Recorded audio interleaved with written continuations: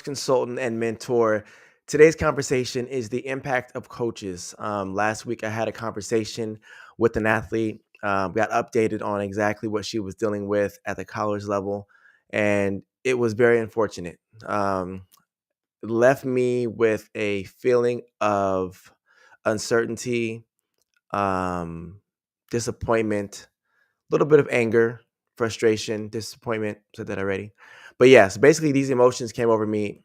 And normally I wouldn't have this conversation, but I felt the need to have this conversation about it because it's very important that we hear it and get a reality check of who we are as people when we're playing this character of coaches. What does this character of coaches um, mean, and what does it do for the athlete, and how can we be the best version of ourselves to play this character called coach? So I'm going to start it off with just breaking down and describing what I mean by this. So this is my 20th year of coaching, and I've asked myself, what is a coach? And a coach isn't just a person to point fingers and direct and dictate. A coach is a person that is a friend, um, a confidant, a mentor, support system, father figure, mother figure, friend. Like so many things, so many hats you have to wear. Psychologist, right? And as a coach, whatever we do know and don't know has a huge impact over the athletes we work with. So I'm going to be very specific to track and field, obviously. But as a coach, when we don't like a certain event or when we don't know about the jumps and an athlete comes to jumps and they're saying, I don't know what's going on, teach me. And I have had a bad day and I don't know what I'm talking about. This experience that I'm going to present to the athlete is going to be different than a person who is having a great day and also is very knowledgeable in this jumping event. So let me flash back to a story. Um, when I moved out to Orange County, I went to Family Fun Center. It's like a arcade game place with roller coasters and rides and all that stuff. And I remember getting there, going to the go-karts because I was so excited to drive a car, right? I was like 12 or 11. I don't know how old I was. And I'm in the line and I'm getting scanned by the person who works there. And they're like, "All right, you're good to go, walk to your car." And they were so just like, "Meh." It's like, "Yeah, head over there. Put your seatbelt on, don't bump, this and that." And I was just like, "Yo, this is exciting. Like, why aren't you excited? What's going on?" Like, really, you know? Fast forward. I worked at that place, that Family Fun Center, right? And I had gone through so many rides that some days I wasn't having the best day, some days I was having a great day. And I was just thinking to myself, the days that I'm not having the best day, it's not about me, it's about them. And so when this kid is coming up and they have this big old smile on his or her face, I'm like, I wonder if this is their very first time ever coming to this or ever driving a car or whatever. If it is their very first time, how can I give them a consistent emotion or um, make their day even that much more exciting, right? If I was excited, I'd be like, I want to make them have a great day. If I'm not having a best day, I at least want to be neutral, right? To where they can decide what they want. And if they're having a great day, then and I'm neutral, then they can continue with their great day. I'm not going to slow them down. And from that point at 18 years old, I was like, all right, when these kids come, I'm going to be excited for them because I want to give them the best experience. So when they get on this ride, they're going to at least be smiling and have fun from there. So I take that into my coaching. When kids come to me, I'm looking at them like, okay, what are they looking like? And they might be like, this is my first time trying track. I have no idea what's going on. I just want to figure it out. I'm like, okay, great. Let's start from there. This is how you do this. This is how you do that. This is an event you've never seen before. And I just kind of give them that energy because I know that not only are they going to receive this experience, it's also a phrase that I call timestamp. When you time or are part of a timestamp of someone's life, it's with them forever and it directs them in their life. So if a kid comes to me and they came from, let's say, baseball, and they like, yeah, I quit baseball, it's too hard. The coaches are this or that. I'm like, okay, well, they had bad coaching and politics they're working through. I want to give them something that's the opposite so they can reset their way of thinking. So I want to give them a good experience. I want to be nice to them. I want to have them enjoy the experience and like really have fun. And now I know that whenever they live through life, they're going to remember me or this experience as something that was very positive and very fun. Leap Squad is exactly that. Okay. So, with that being said, there's plus and minuses with giving kids some of the best experiences. When I give my athletes the experience, they are very knowledgeable, they're very confident, they're very self sufficient. They're just really good athletes. They're durable, they understand what's going on, and they're very boisterous because I voice my opinions and they see that and they also know what's happening. So when my athletes go to these colleges, the coaches need to meet a certain standard, not because I'm telling them to or because the kids are. It's because I set expectation with my athletes so that they're thinking that they're going to get this certain type of experience. And they should. They deserve to. All kids should go to college and expect to enjoy their experience, right? So I'm going to read this message I got from an athlete. This was last week, and I'm going to keep it very vague. So I'm going to name this athlete Sam, okay? And they also go to College State University. I hope there's no such thing as one, but let's just use that as an example. So I want to read this. I'm not going to read the whole message because, um, yeah, okay. Um, I feel like this is probably an appropriate time to tell you. I've been waiting to text you because you gave me such an amazing opportunity to run in college, but I quit back in early February.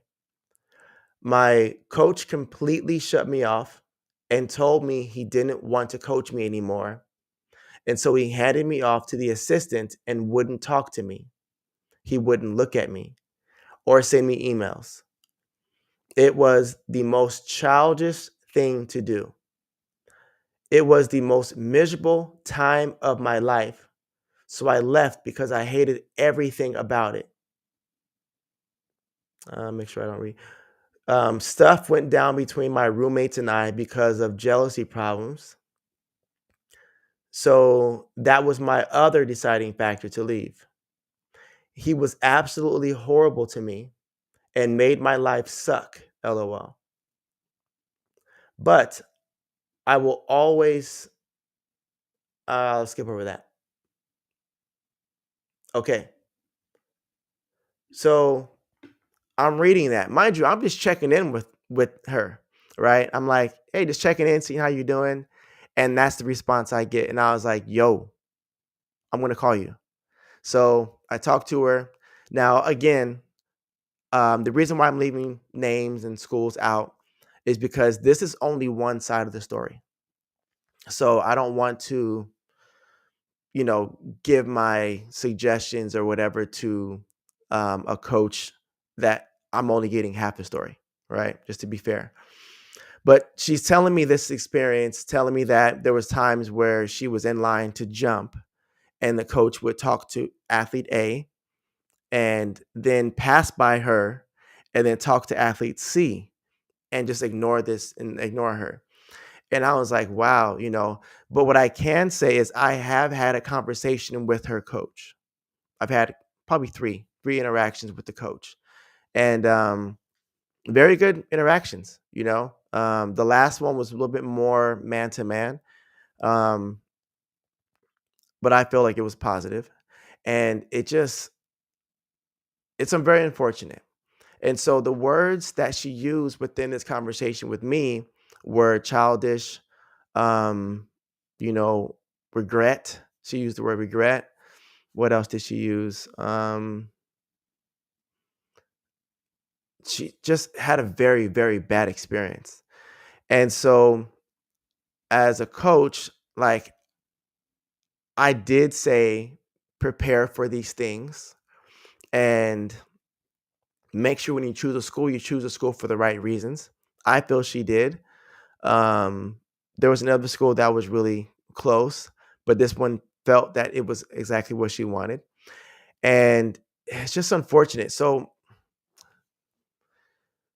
when we as coaches have traumas, ego, these traumas and egos play a huge part in the things that we say and do subconsciously. And those things are picked up by the athletes. If I'm insecure in myself, in what I'm saying, in my beliefs, it's going to be displayed to the athletes and they're going to see exactly what these insecurities are. This athlete, my athlete, said this. She was like, I see exactly what it is. This coach said, I can't teach the form that Coach Briggs taught you. I don't know how to do it, allegedly. Okay. And reverted her back to the old form that she was doing. And this athlete, she never improved from high school.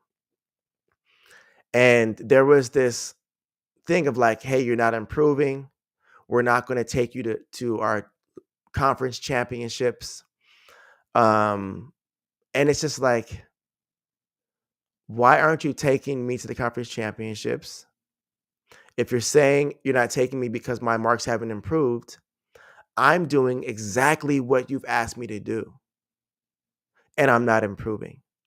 And then you recruit a new athlete who's jumping just as far as me, but you're taking that athlete because there's upside on where they're going. The reality is the new recruit hasn't taken your full program.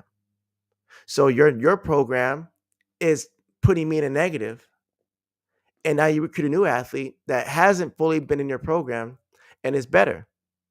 So you're continuing to take athletes that haven't taken your program to this championship. What's up, right? So this athlete is expressing like, hey, the first year I bought into everything. The second year I bought into everything, even though I wasn't improving. The third year she dealt with injuries, and it's just like it's just getting worse and worse. And athletes who are watching this, a lot of you guys have experienced this exact thing because I've had multiple athletes deal with this as well. And so what I say to any coach is talk to your athletes. I talked to their coach or her coach, and I said, "Do you ever talk? Do you know who she is? Do you know what she's about? Do you know what trauma she has gone through? Do you know about her personal life, what she's doing, what she did yesterday? You know?" And he's like, "Yeah, I talk to the athletes." And I was like, "Well," he's like, "We have an annual conversation." And I said, "Well, do you have any other conversations throughout the whole season?" You know? And his response reluctantly was no. And I said to him, I said, imagine, you're in a class to learn math or science, and you only have one class in the beginning and then the test at the end, and that's it. I said, if you do you want to have this support system because you might have questions. Like you want to be able to, so it wasn't a good analogy, but like you want to have this conversation because the athlete might have some input for you that can adjust the training. The athlete might have feedback on what's working and what's not working. The athlete might say, hey, I'm dealing with these women problems and today's not a good day, right? Like just understanding these things helps your training. And it's just unfortunate because now she sees college as this negative experience. And I usually connect all my athletes like, hey, if you're a junior or senior, connect with my senior in college. They're going to tell you some ins and outs that you may not know. And, she was like, I'll talk to your athletes, to, make sure they understand. But it's just like, but what she really wants to say is don't do it. Don't go to this specific school. Or if you have questions, ask these questions, you know? And now it's like that coach has landed his position in her thoughts forever in a negative light. And so we as coaches have to do better, and there were situations where he created a culture of this, let's ignore this athlete, to where the students also ignored and teamed up with that. And then even after the fact where she had quit, the students were like, or the athletes were basically like, we look up to you because we felt the same way, but we don't want to say anything because we don't want to lose our scholarship. Like, we don't want what happened to you happen to us. So they didn't speak up. So now there's a team of athletes that are in the same boat, but no one's talking to them. And that coach is still there. And that coach may or may not be working on himself. And so it's really important that we as coaches um, work on ourselves continuously. Each year, my program has to change. Each year, I have to be a better person because I have new personality types, a new generation of kids. Like, I listen to hip hop, right? And if you think about certain rap artists, Jay-Z, let's just say, he's changed his style over many, many years. Why? Because the style of rap has changed. If you were to keep his old way, he may not be as relevant across the masses as he currently is. So when it comes to coaching, you have to continue to develop and change and modify your training program. There are coaches right now that still use the same methods they had when they were in college. And that coach still used the same methods that they used when they were being taught in college. We just recycled an old way of doing things. Like, I'm really frustrated with her experience, and I don't know how. Actually, I do, but it's just, I can't fix her experience. It is what it is, and she's done. She's going to forego her year. I even said, well, you could actually transfer because you still have your eligibility left. She's like, I don't want it. Wow. So for the athletes who are watching this, for the parents who are watching this, don't choose a school because of the names and colors. Talk to the coach. Understand the coach. The earlier you start your recruiting process, the better, because you can get a real understanding of how this coach operates. If you have specific questions about what questions to ask, the easy ones and hard ones, put them below, comment them, ask me. I can direct you to some resources that literally explain step by step what to be asking. And yeah, I mean, get an idea of the coaching style, getting an idea of what they deal with. Talk to the other athletes that have been in the program, that are in the program and want to go into that program. Get a good understanding. But I'm not trying to bash that coach. I believe it's a great person. And now it's just coming down to just the experiences that he has had, the pressure he may or may not be under is now bleeding into this program and affecting the individuals on the team. And one individual happens to be someone that came from my family. And I have to speak up to make sure that this doesn't happen again. Right now, I'm in a place where I don't want to send any athletes to that school, which I can't say, because if an athlete says, I want to go to that school, I'm going to say, okay, great. Here are some questions to ask the coach and make sure you're choosing the right school for the right reasons. And if they go there, then it is what it is. I have sent one school seven athletes, pending 8. And, I had one athlete that had 6 different coaches throughout his career at that school. And it's just like, man, and then athletes have gone there, gotten injured, every single person. And it's like, what's happening? Um, I'm ranting now. But what I'm trying to get at is, For us coaches, let's continue to work on ourselves. Let's continue to be the best version of ourselves. If we're dealing with any type of stress, let's seek out support. Also, institutions, make sure you're providing resources for the coaches to seek this support. For the parents, make sure your kids are choosing the right decision, right? Invest in the resources, make sure that when they do choose the schools, that they have the resources to help guide them. And also for the athletes, don't choose a school because of the colors or because it's a commercial about them. Choose a school that loves you for you as a person. I have sent athletes to schools that are smaller schools that they're like, I had the best experience. And then I graduated early and then went to this big name school that everyone knows as a master's student and still connected to that network. There are so many ways to do this. Um, I'll leave it at that. But just to hear that story is unfortunate. I don't want it to happen again. And I'm making this video because I want it to be known that these things are happening. And there's worse stories than this. But this one is one that affected home.